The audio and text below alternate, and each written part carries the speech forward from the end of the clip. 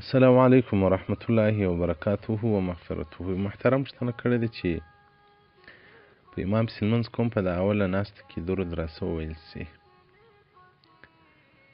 نو زما لمونځ څنګه دی؟ محترمه فقهای کرام وایي که په اوله ناسته کې سړي څخه درود وویل سي نو سجده سهو لازمیږي. خو داسې چونکې ته په امام پسې اقتدا دې کړې ده، نو فقهای کرام وایي امام ضامن دی.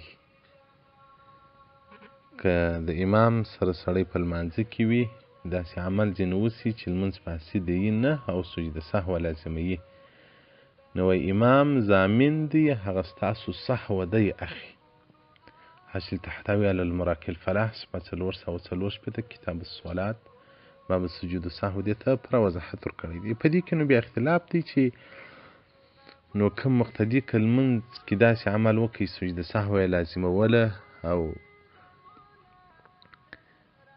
په امام پسې ولاړو وروسته بیا پر ده باندې اعاده د لمانځه سته او که نسته. راجح دا ده چې نسته، ځکه حدیث راځي چې امام ضامن دی ستاسو څخه سهو فرته کوي، هغه سجده سهو. نو محترمه احتیاط کوه، دا که بل وخت سهون عمل درته وسو څه مشکل نسته. والسلام علیکم ورحمة الله وبرکاته ومغفرته.